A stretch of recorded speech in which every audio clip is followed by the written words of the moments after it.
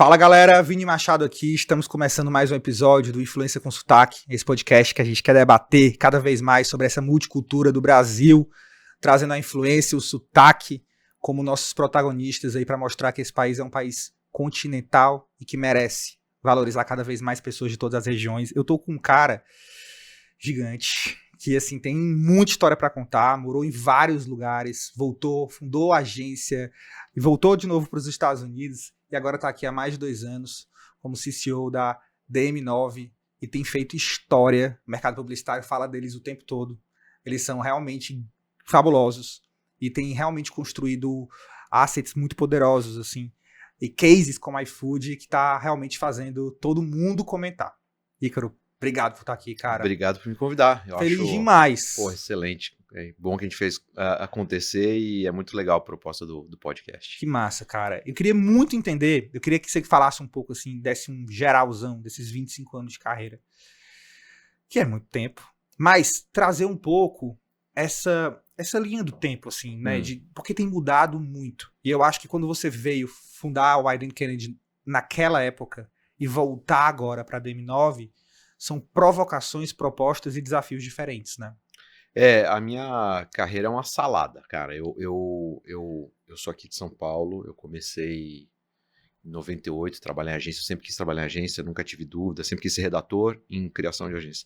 E eu comecei na DPZ, numa parte que era só dedicada à conta de varejo, e aí de lá, depois de alguns anos, eu arranjei um emprego em Portugal, mudei para Portugal, onde eu trabalhei em algumas agências, fiquei por lá 4 anos e pouco, 4 anos e meio. De lá eu arranjei um emprego, eu passei pelo Brasil por 6 meses e arranjei um emprego em Nova York, aí eu mudei para Nova York, onde eu fiquei 5 anos, depois eu arranjei um emprego em São Francisco, eu mudei para São Francisco, depois eu arranjei um emprego em Portland, que também é na costa oeste dos Estados Unidos, e aí depois eu voltei para o Brasil para abrir a Wieden Kennedy, que é uma agência de Portland, aqui no Brasil.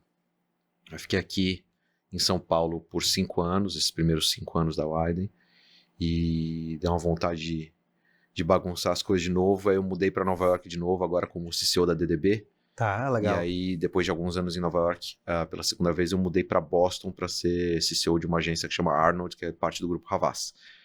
E por lá fiquei. Que amou Boston, né? Amo, Boston. A gente tava falando que tu falou uma que cidade incrível. de tudo foi a Boston cidade é uma que cidade mais... incrível.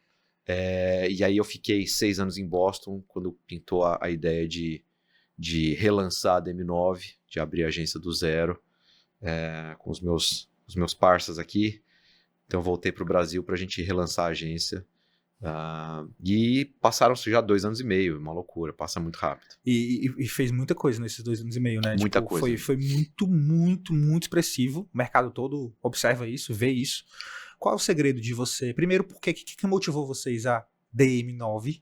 Né? Por quê? O que é que vocês queriam ali? O que vocês queriam trazer, na verdade, para renascer, como você falou, relançar, mas ao mesmo tempo trazer o novo, né? E vocês têm conseguido construir uma história muito diferente na publicidade, bem mais moderna. Parece que vocês realmente construíram uma empresa do zero, dentro do que todo mundo pede hoje em dia, né? Saiu daquele tradicional antigo. É quase como dar um reset, assim.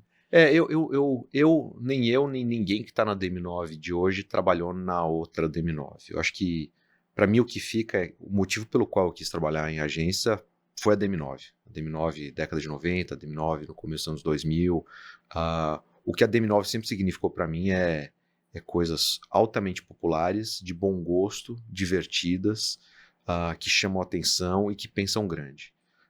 Então, na minha cabeça, ao abrir uma agência que chama DM9, com o logo do que significou para mim o melhor da propaganda, a gente tinha que buscar isso. Lógico, da maneira mais contemporânea possível, mas tem que ser relevante, tem que ser grande, tem que ser de bom gosto, tem que chamar atenção, tem que ser impossível de ignorar. Inclusive, esse é o posicionamento que a gente criou para... Impossível de ignorar. A gente cria ideias que são impossíveis de ignorar, que geram conversa e conversão. Então, hoje, se uma ideia não gera conversa, seja nas mídias sociais, seja onde for, melhor nem existir. E a conversa não pode ser só para as pessoas falarem, elas precisam fazer com que as pessoas queiram converter, seja passar a ter uma relação com uma marca, querer gostar de uma marca, ou ir para um varejo e apertar o botão compra. Então foi assim que a gente se organizou com esse posicionamento de ideias impossíveis de ignorar que geram conversa e conversão. E aí, isso associado ao que significa DM9, a gente falou, bom, a gente só pode ser uma coisa, que é uma empresa completamente pautada em criatividade, em boas ideias. Engraçado, porque vocês formaram um time do zero, montaram um time que, como você falou, que não trabalhou na antiga DM9, mas vocês não perderam a cultura e a essência e o DNA que essa marca carregava. O que era a percepção que quem nunca Que trabalhou na DM9 tinha da DM9. Porque Então, realmente, desde Duda, Nizam, foi aquele explosão dos anos 90 ali, né? Realmente era a maior referência. Eu nunca trabalhei para o Nizam, mas o Nizam sempre foi um ótimo porta-voz da criatividade brasileira, das boas ideias brasileiras, de ideias que saem daqui para ganhar o mundo. Então, eu acho que para mim isso é vital e fundamental e tem que estar nas paredes do lugar. Mas foi a nossa maneira, né? Acho que foi o nosso entendimento do que tem que significar e a gente criou uma cultura nossa e estamos criando ainda, né? Tipo, Claro. a agência tem 2 anos e meio, ainda Claro, tá mas ao mesmo tempo desenvolvimento. ela é um bebê, mas ao mesmo tempo ela é madura. É como você falou, você é um cara jovem, mas você tem 86 anos. Eu tenho 87, faço agora em entendi. novembro 88. É mais ou menos isso, né? É tipo isso. É quase como se ela fosse realmente muito jovem, mas ela traz uma bagagem. Falando de bagagem de Europa e Estados Unidos, trazendo um pouco nesse parâmetro de publicidade, o que é que tem na Europa, nos Estados Unidos, que não tem aqui e que você trouxe dentro de você, ou você levou muito mais do que o Brasil tem pra lá? Olha, eu acho que nenhum dos lugares tem nada que o outro não tem. O que pra mim sempre foi bom foi distância. Então, sabe quando você fala, cara, com distância você consegue ver Vê de fora. ver de fora? Então, pra mim, quando eu saí do Brasil e fui pra Portugal, eu consegui enxergar propaganda brasileira com uma certa distância. E me deu um ótimo entendimento do que tinha de bom e do que tinha de coisa que eu não gostava muito. Quando eu voltei para o Brasil e olhava para Portugal, eu consegui olhar com distância para Portugal. Depois, indo para os Estados Unidos, eu aprendi a procurar o big picture de como cada mercado trabalha, sabe? E eu sou um cara muito interessado, eu sou Curioso. nerd de propaganda, então eu sei quem fez o quê, eu chego num lugar, eu quero conhecer todo mundo, é super importante para mim fazer parte da comunidade do lugar. Eu faço muito questão de achar maneiras de conhecer as pessoas das quais eu já conheci o trabalho. Então é doido, porque às vezes eu sei nome de pessoas que eu vi em ficha técnica de anúncio que tem 25 anos e a gente não se conhece, mas eu sempre tento, agora com as mídias sociais eu consigo chegar nas pessoas, então para mim isso sempre foi muito importante. Então morar em lugares diferentes para mim foi simplesmente novos convites a entrar na propaganda de novo, sabe? Sabe uma coisa que é muito legal, tu fala de publicidade com muito tesão. Assim. Sim. Cara, com o tesão de que um homem de 87 anos ainda é capaz de ter, mas outro tesão, o tesão mesmo de... Falando sério, tipo assim, é a profissão que tu ama, né? E sabe que esse é um ponto que é muito importante pra mim hoje, porque eu olho pra quando eu tinha 14, 13, 12, 15 anos, esse período da vida, e nessa época o Oliveto e o Nizam eram ótimos porta-vozes da profissão. E não pro mercado, acho que talvez pro mercado também, mas pra fora do mercado. Ele quebrava a barreira do mercado. Então, graças ao Oliveto, eu sabia que para contar uma piada daquelas que eu via na televisão, eu tinha que ser um redator trabalhando na criação de uma agência. Então, pra mim, cara, isso foi assim... Eu não teve aquele momento da vida do tentando entender o que eu queria fazer. Eu queria escrever piada trabalhando como redator, trabalhando dentro da criação de uma agência. E aí, a partir daí, como você já se interessa pelo esporte... Adolescente. Como você já se interessa pelo esporte, você começa a, saber, tem essa agência, tem aquela agência, tem essa pessoa. Então, a parte do saber quem faz o quê, quando, como, eu já tinha esse interesse muito cedo. E hoje eu acho que a gente tem feito um mau trabalho de ser porta-vozes do quão legal pode ser trabalhar numa agência. Eu ia falar isso agora. Eu não vejo... Eu ia te perguntar sobre isso. Assim. Quem é, hoje, o Nizam e o Oliveto daquela época, e será que a gente tem nomes hoje que criam esse tesão e esse Pois é, desejo dos de 12 anos? eu não acho que a gente tem feito... Eu acho que a gente tem ótimos representantes das agências da criação, da criatividade brasileira.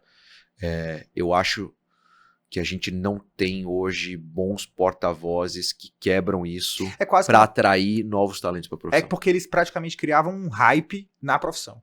E que além da profissão, ele ia digamos que pro público final, né? Eles conseguiam construir por N motivos, né? Acabavam usando os veículos tradicionais, eram vaidosos para isso, se aproximavam dos artistas, eles eram influenciadores, digamos assim.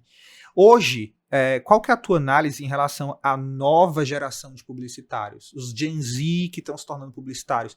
O que é que eles... Como gestor, tá? Uhum. Porque estamos contratando ali toda hora, assim. O que é que eles têm e o que eles não têm que você acha que seria importante para um cara como você quando tinha essa idade? Olha, eu vou falar uma coisa que não é para ser controversa. Mas é importante todo mundo saber e entender. O mundo é dos jovens. A cultura é criada pelos jovens.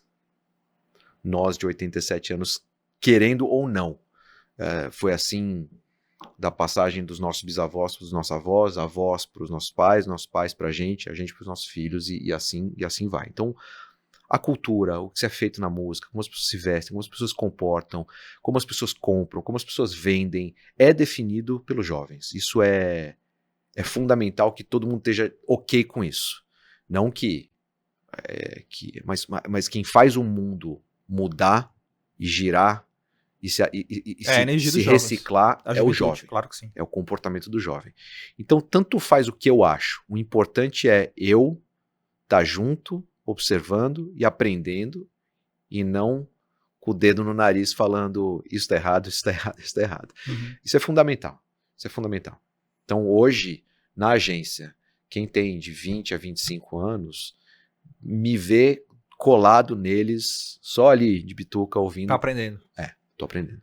E se você conversar com qualquer pessoa que tem entre 20 e 25 anos na DM9, sabe que a coisa que eu faço com mais frequência é sentar do lado pra escutar, pra perguntar, pra bater papo, pra entender. Igor, eu queria saber também, cara, quando você vai montar uma empresa do zero e depois você tem uma bagagem de 87 anos de trabalho, você tem muitas inspirações e muitas referências. Uhum. Acho que a palavra é essa. Voltar pro Brasil, montar esse time, qual foi a maior dificuldade? O que é que vocês não abriam mão? E qual foi a coisa mais fácil também? Falando de gestão, de time, de publicidade mesmo, assim. Eu acho que, cara, dificuldade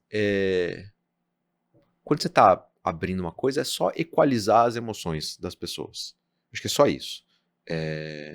Eu vim bastante tranquilo. Primeiro porque se eu não ficasse tranquilo, eu ficava louco. Né? Porque eu tava mudando de país, tipo, imagina, tipo... Família toda, tal. Mulher, filha, 2 cachorros, casa, aí as coisas ficam todas, tipo, vão pro navio, demora 4 meses pra chegar, você fica vivendo de uma malinha, enfim. Então, pra mim, nesse caso, bem diferente de quando eu abri a Widen, quando eu abri a DM9, eu vim com a cabeça muito tranquila. Tipo, olha, vai levar um tempo, tá tudo certo, não tenho nada pra me cobrar, não tenho nada pra provar, vou fazer as coisas com tranquilidade. E aí eu acho que nisso a única coisa que teve que acontecer é uma equalização entre eu e as pessoas com quem eu estava trabalhando, com meus sócios, com a equipe. Eu, por exemplo, tenho uma questão que talvez venha de muitos anos fora. Eu largo o lápis e vou para casa todo dia às 5h50 da tarde. Pra estar no carro às 6 para chegar em casa ali pouquinho, porque não abre mão disso. Não abro mão disso. Não abro mão disso. E no começo foi uma questão.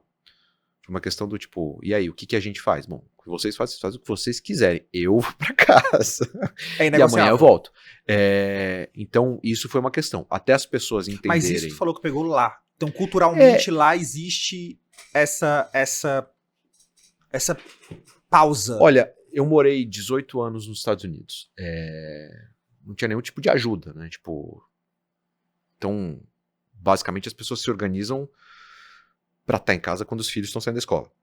Então, todo mundo acaba sendo Obrigado a se estruturar para chegar às 9 e sair às 5. É lógico, tem momentos, assim, tipo, precisa trabalhar até mais tarde, você precisa achar algumas maneiras, Claro. ou trabalha depois, mas, no geral, que isso seja a exceção, não a regra. E não significa que o meu dia de trabalho acaba. Cara, ainda tem, tipo, cuidar das crianças, fazer jantar, Não, tipo, ainda tem a vida. tem trabalho, tipo, e ignorar que isso também é trabalho é ignorância. Mas pra mim o ponto foi, culturalmente, ali eu tava me comportando como um alienígena, que não era a cultura de agência aqui no Brasil. Depois que começou a dar certo, todo mundo relaxou. E aí lidam com o fato de que eu não estou disponível a partir das 6, posso ver uma mensagem ou outra, mas por outro lado, eu acordo às 4 da manhã. Então eu estou muito disponível a partir daquela hora. Cedo, né? Mas também foi uma conversa que eu tive com todo mundo, tipo, olha, eu sou uma pessoa da manhã, eu começo a reagir às coisas que vocês precisam que eu reaja logo cedo, eu vou mandar os e-mails, vocês vão ler Vocês a já vão hora que chegar com vocês... tudo lá. Vocês vão ler a hora que É vocês... quase como se eu estivesse trabalhando de madrugada. Mas eu também não tô forçando ninguém a trabalhar dessa maneira, não é sobre isso. É simplesmente, pra mim, tipo, o meu dia é das 9 às 6 e pronto, acabou. Pelo menos presente lá na agência. O que você tinha perguntado mesmo? Era muito sobre isso mesmo, sobre o que você traz de lá pra cá também, essa história da cultura, de montar o time, a dificuldade de montar o time. Você falou dessa equalização que foi importante Por exemplo, vir pra cá, quando eu abri a Widen com o André Gustavo, que segue lá até hoje, eu também estava voltando, depois de 10 anos fora do Brasil, eu estava voltando para abrir a Widen. Então, uma questão que eu tinha, que eu vi que todo mundo da minha geração que trabalhava no Brasil e não tinha saído do Brasil como eu tinha passado 10 anos fora, mudou algumas vezes de agência e acabou se encontrando com outras pessoas com quem já tinha trabalhado várias vezes em várias agências. Então, meu ponto era assim, tipo, cara, ao abrir a Widen, eu não quero que a Widen seja um endereço novo de uma agência que já existiu, com um monte de pessoas que já trabalharam juntas em outras agências. Porque eu achava importante a gente criar uma unidade, criar uma cultura própria daquele lugar. Sim, claro. Né? Então, tinha pessoas que trabalhavam na Thompson, que já tinham trabalhado juntas na UMAP, que antes tinham começado juntas na DM9 e depois passaram pela Finasca. Então, para mim, eu achei que era muito importante ter um grupo inicial que não fosse simplesmente um novo endereço de um monte de pessoas que já se conheciam. Então ali foi meio que uma arca de Noé, assim, cara, veio uma dupla da Argentina, veio uma dupla de Brasília, veio uma dupla da Espanha, veio uma dupla dos Estados Unidos, eu voltando, e duas pessoas da faculdade. Então, tipo, a gente literalmente não falava a mesma língua no primeiro ano. Foi terrível, tipo, a gente não conseguia se entender. Mas depois que tudo se encaixou, aí virou uma cultura muito forte, porque o que todo mundo tinha em comum ali era aquele lugar. E é como se não era pautado, não era, e para eles também assim, era aquele lugar e só existia aquele lugar, porque eles não estavam pensando em trabalhar em outras agências de São Paulo. Eles estavam assim, eu vim do meu país para trabalhar aqui e daqui eu volto ou para o meu país ou para outros países. Que é o que aconteceu depois de 2014, quando passou a Copa do Mundo, a gente se preparou para fazer campanha de Nike de Olimpíadas. Depois disso, muita gente acabou voltando para os seus países de origem ou até mesmo indo para outros países. Ícaro, qual que na época que tu veio abrir a Widen naquela época e agora, qual que é a diferença da publicidade no Brasil? Olha, a diferença da publicidade eu não acho que tem muita diferença. Acho que hoje a gente tem mais sedimentado a lógica de que influenciadores, mídias sociais são o filé e o principal, e talvez ali era o suporte das ideias. Fora isso, numa agência eu tinha 30, na outra eu tinha 42, então dor nas costas, peso, calvície. Tipo... Mas vamos lá, agora falando falou de uma pauta muito importante, que é marketing de influência, é o que a gente gosta de trazer aqui também, e esse mundo digital. Na tua opinião, qual o segredo para você criar uma love brand? Porque hoje muita gente, até já falei várias dessa frase, marcas que nos tornam creators, hoje brigam com creators que viram marcas, né? Então hoje toda marca quer ser uma marca creator também, quer ter uma comunidade digital ao redor dela, quer, e sempre quis, né, entreter em vez de interromper, então quer construir essas narrativas quase como se fosse alguém. Sim. Qual que é o segredo, na tua opinião, ou qual que é o desafio? Eu acho que tem 2 grandes grupos de marcas. Tem as marcas que são super icônicas e você ama porque elas fazem parte da sua vida de uma maneira afetiva a vida inteira. Coca-Cola, McDonald's, Brastemp, né? Tipo, fazem parte da sua vida desde que você nasceu. Significa momentos ótimos, significa nostalgia. E aí o trabalho desse tipo de marca, a marca icônica, é permanecer sendo o que é. Eu falo assim, se você é o Mick Jagger, você não tenta ser outra pessoa. Você só precisa ser o Mick Jagger. Então qual que é a maneira mais contemporânea que você consegue ser de você mesmo? Só isso. A diferença só é que o Mick Jagger um dia vai morrer. Mas ele vai continuar sendo o Mick Jagger. Claro que vai, mas assim, como que é quase como se, como o Mick Jagger, ele vira sempre vivo para outras gerações não esquecerem dele. Tipo isso. Mas fazendo analogia, talvez. Se mantendo contemporâneo e nunca fechando sua boca. Tipo, agora, quando uma marca icônica perde seu rumo, é quando ela começa a tentar ser o jovem. E não é sobre isso. É sobre ser você mesmo da maneira mais icônica possível, da maneira mais contemporânea possível. Você tem uma essência do que você significa. Então, se você é uma marca icônica, se você não o importante para você ser uma marca amada é dar motivo para as pessoas chamarem o tempo inteiro. Isso.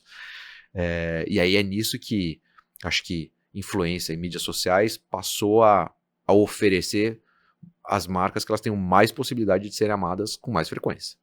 E falando de marketing de influência em foco aqui um pouco, na tua opinião, qual é o principal asset de se trabalhar no marketing de influência? Qual o maior erro que você vê as marcas e fala, cara, isso aqui eu não gosto, isso aqui já passou. Qual que é, na tua opinião, na tua visão, marketing de influência, o caminho para se trabalhar mais coerente, assim? Mais certeiro? Olha, eu acho que muitas vezes tem-se o medo quando você entrega a sua marca na mão de um influ, o que pode acontecer com a pessoa influenciador que pode depois esbarrar na tua marca de uma maneira Será negativa. que a marca pode ser cancelada e estar vinculada a esse cara? Então esse é o medo, que muitas vezes foge de fato do controle de qualquer marca. A maioria, né? Para mim, o maior erro é quando você contrata alguém que tem um incrível talento e quer pautar o cara. E pede para essa pessoa fazer uma coisa que não é o que lhe fez famosa ou famoso, ou gostada ou gostado. Cara, todo mundo fala isso, mas na prática é tão difícil dessa liberdade acontecer. Vou te falar a real, assim. A gente fala muito isso, trocando com as agências e tudo, e todo mundo tem esse mesmo discurso e de fato acredita nisso. Mas na hora da marca aprovar, a marca quer que ela acabe engessando algumas coisas. Como uma agência consegue convencer ou tratar ou fazer com que a marca entenda isso? Claro que muitas marcas amadurecem muito em relação a isso. Eu sempre tenho essa conversa, e assim, a maioria das vezes eu sou ignorado, lógico, por N razões, mas quando uma marca faz o seu TikTok, o seu Instagram,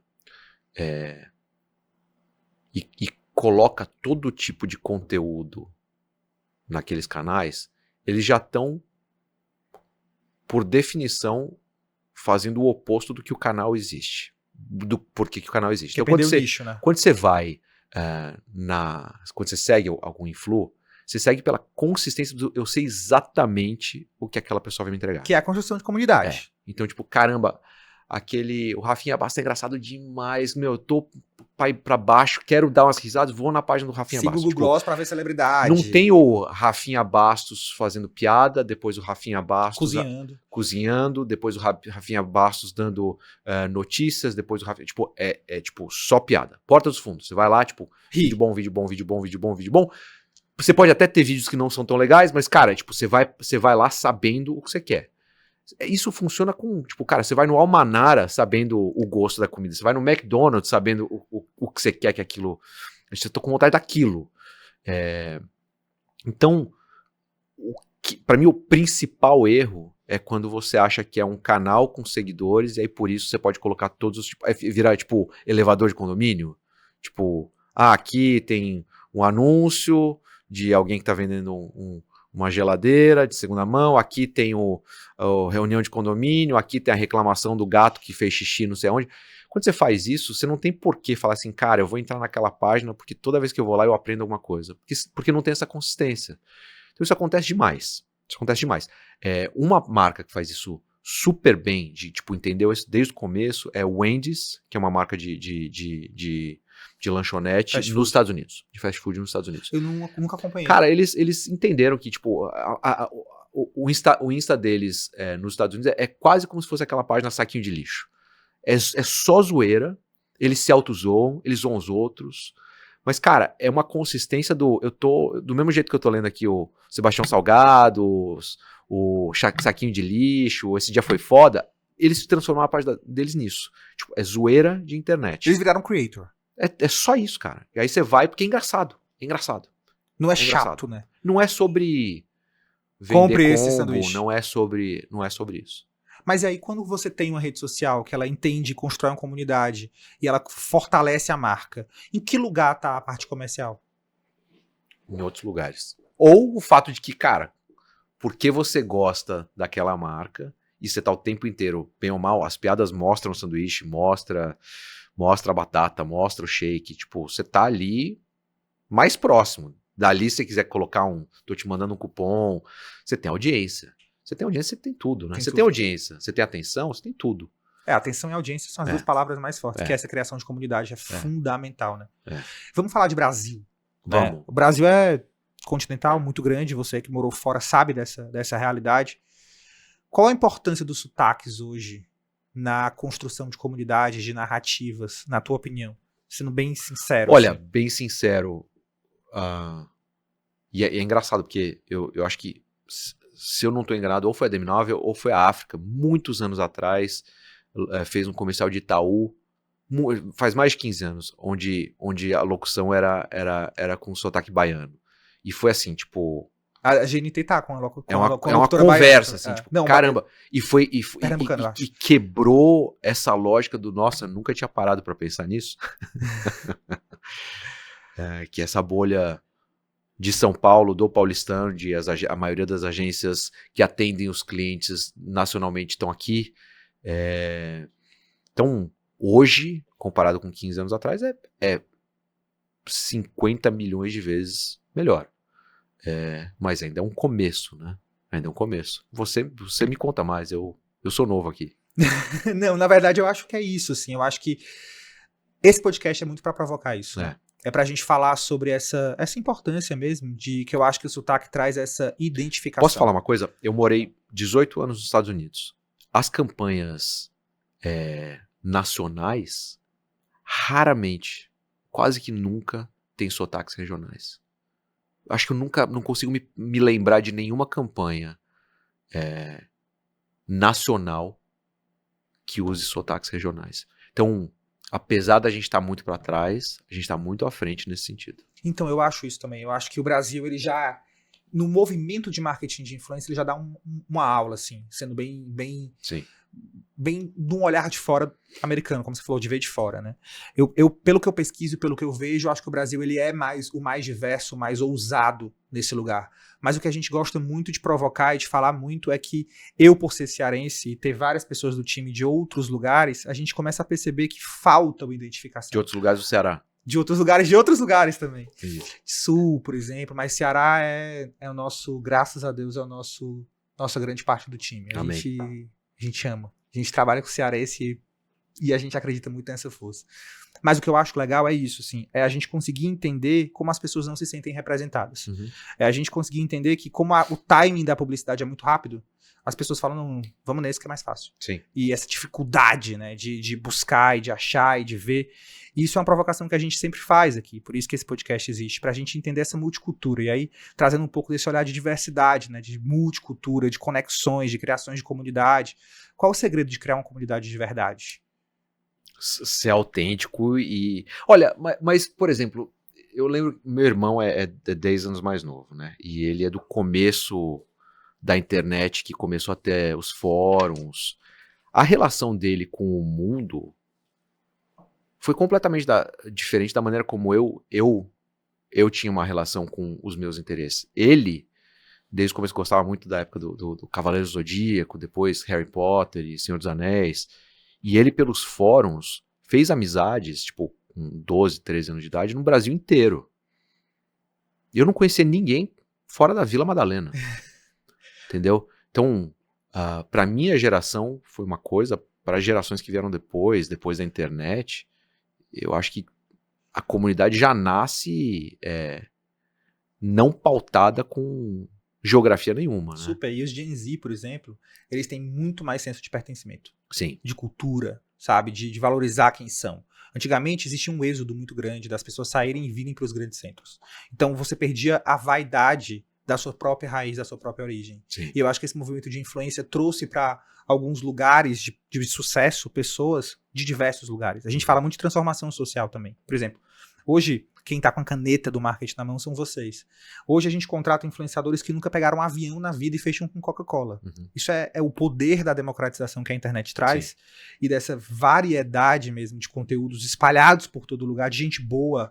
A gente fala muito que a gente vive aquela fase, né? Sai daquela influência tradicional, então sai, mas migra um pouco da influência tradicional de rádio, TV, que chegava em todo lugar, e a gente começa a perceber que a gente está vivendo a fase da influência de identificação. Uhum. As pessoas não estão mais preocupadas em seguir gente famosa, elas estão preocupadas em seguir pessoas que fazem com que elas sintam algo. Sim. E é aí que constrói a comunidade, é o que você falou. Sim. É de você conseguir falar e as pessoas absorverem e se conectarem com você pela autenticidade, pelo que você fala, pela bandeira que você carrega. E o algoritmo hoje te serve o que você tá vivendo, né? Muito. Pelas suas buscas, aí que você abre no Instagram, abre o TikTok, ele já te serve uma piada sobre uma comunidade que você tá acabando de entrar, né? Por Cara, exemplo, com a entrega paternidade, coisas, eu passei a procurar coisas que antes eu não procurava. E aí os humores, as piadas, as coisas engraçadas passam a ser sobre como é que é ser pai, como é que é ser mãe de um... Por isso que é tão importante, eu sempre falo, influenciadores, escolham um nicho pra falar.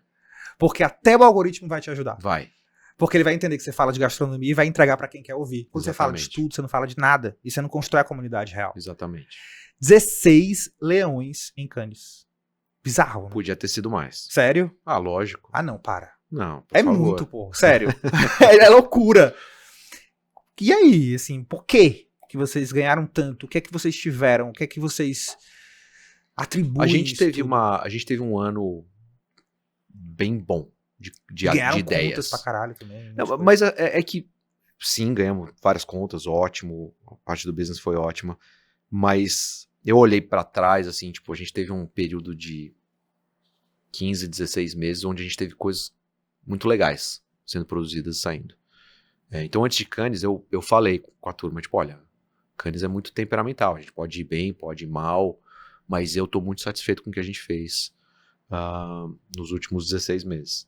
Então, o que eu sempre busco com todo mundo na DM9 é tentar trabalhar pra gente sempre ter um hit a cada 45 dias. Ter alguma coisa que fura a bolha, que chama atenção a cada 45 dias. Até porque faz parte do propósito de vocês, né? Que é como foi que você Ideias falou? impossíveis de ignorar que geram conversa em conversão. Conversa em Quando conversão. o Pipo vier aqui, ele vai falar isso umas 70 vezes. E também tá tendo uma frase assim que tá me chamando muita atenção, é criar campanhas encaminháveis. Sim. Né, que você tá com vontade de encaminhar, porque ela é tão boa que você quer postar também. É uma boa também. Né, isso é bem vocês. Teve então, falando de Cannes, só pra gente entender, vocês tiveram um puta resultado, vocês montaram um time há muito pouco tempo e conseguiram ter essa expressão. A gente falou de cultura, a gente falou de construção de time, a gente falou de tudo, mas foi uma resposta, né? Foi uma resposta pra tudo que vocês plantaram? Foi. Mas é super importante lembrar que as ideias eram legais independente do resultado. Então, se a gente tivesse ido mal em termos de troféus em Cannes, eu não ia poder deixar isso afetar a autoestima Do time. É lógico que é ótimo e bem, porque aí eu não tenho que lidar com isso. Não, e é uma resposta pro mercado falar, epa, deixa eu dar uma Mas olhada. é ótimo. Acho que o mais legal é que quando as peças foram para Cannes, o mercado já tinha, o brasileiro já tinha visto essas ideias e gostado.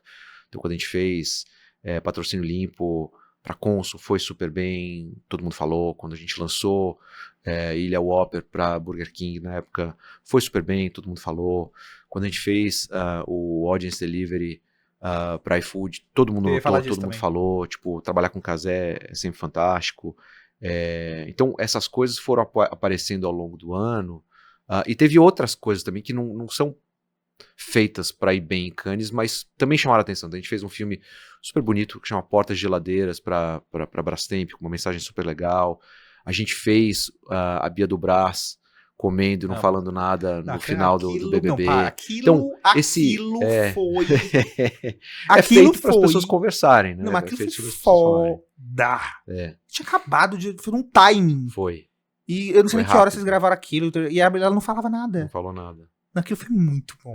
Aquilo foi muito genial. Então ter esse mix de coisas saindo e as pessoas conversando sobre essas ideias foi fundamental. E aí, Ícaro, tu falou do Cazé, né? Eu queria muito trazer isso aqui também, porque a gente tá falando de um novo formato de TV, né? Um novo formato de comunicação, um novo formato de público também. Qual que é a diferença, assim, como agência, para pensar em como se trabalha com o Cazé e como se trabalha com o Globo, por exemplo? É a mesma coisa? Você tem o mesmo pensamento de tipo, cara, eu tenho audiência com atenção, ou a conversa é completamente diferente? Olha, tem o aspecto mídia e tem o aspecto Cazé, a pessoa. É lógico que a Globo é um parceiro fenomenal de mídia, assim como é a Cazé TV. O que a Cazé TV traz hoje, além de tudo, é o carisma do Cazé. O Cazé é puro carisma, né? Que isso é perigoso, né? Isso é perigoso. Ele é um carisma incrível. Até que ele saiu um pouco, né? E ele tem uma cabeça... O time ficou muito grande. Ele tem uma cabeça muito legal, assim, tipo, de saber sobre o que ele fala, como ele fala e continuar abraçando esse asset dele que acho que ele já deve saber que tem, que é esse carisma absurdo. Ele é demais. Mas assim, não só do Cazé em si, eu penso muito no pensamento de construir mesmo uma campanha. Quando você vai fazer pro Cazé TV, por mais que seja uma TV digital, ele não deixa de ser uma TV, eu acho que ele deve ser muito mais provocado para ter conversas que repercutam na mídia, talvez. Tem muito. No orgânico. Tem muito. As pessoas seguem o Cazé. Mas também, a gente já fazia second screening e sempre fez com a Globo a vida inteira. Então você tá ali no Insta, tava no X, tava onde for, assistindo o que for que tá na Globo. Eu aprecio muito, eu admiro muito o que a Globo traz pro mercado também. Eu também. Eu acho muito potente e é muito legal ver o movimento digital que eles estão fazendo. Sim. Né? É animal, assim. Eu vou ter que encerrar, cara. É uma pena. É uma pena. Mas eu quero que você deixe um conselho. Você falou do Nizam e do Oliveto, você e algumas outras pessoas são da nova geração, essas pessoas. E para quem tá começando, para quem tá fazendo faculdade, para quem tá ingressando, para quem é apaixonado pela publicidade, como você foi no começo, né, que você continua sendo, mas no começo, que conselho você daria para essas pessoas para um dia elas sonharem estar onde você tá? Olha, a publicidade não é publi no TikTok. E talvez isso seja um ponto super importante, porque quando eu estava crescendo, tinha 4 canais na televisão e não tinha mais nada para assistir. Então, tava todo mundo ali na frente da televisão, vendo uma coisa só, entrava um comercial que era engraçado, você falava disso, você comentava disso, você falava, já viu aquele, papapá. Hoje, não preciso nem explicar, tipo, o ambiente é absurdamente pulverizado. Se você gosta de comunicação e você está pensando em ser influ ou quer ser youtuber, saiba que existem outras coisas onde você pode manifestar sua criatividade que vai além também de colocar a sua cara e falar sobre o seu conteúdo. Você pode criar conteúdo, você pode criar histórias, você pode contar histórias de maneiras super interessantes que passam por várias mídias diferentes trabalhando numa agência de propaganda. Trabalhar em agência pode ser o emprego mais divertido do mundo. Então, pesquise sobre o que a propaganda tem de melhor para oferecer nos últimos 20, 30 anos. Eu quero um dia poder juntar pessoas como você e outras pessoas que passaram aqui no podcast para a gente realmente montar um time de jovens estudantes, somente da periferia, que não tem tanto acesso, para ser mentorado por pessoas como vocês. Sensacional. Sabe, porque eu acho que o que eu mais percebo não sou de São Paulo, eu quero ser cada vez mais essa ponte de vários lugares do Brasil com pessoas como você. Porque Excelente. é muito difícil chegar. É muito difícil chegar nesse lugar. E nem todo mundo pode.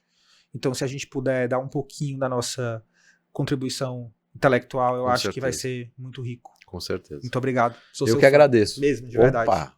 E você deve ter amado, porque eu amei aqui demais. Foi uma grande aula.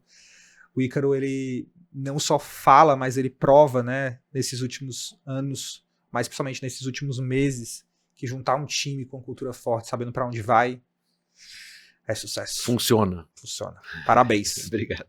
Até a próxima. Espero que vocês tenham gostado.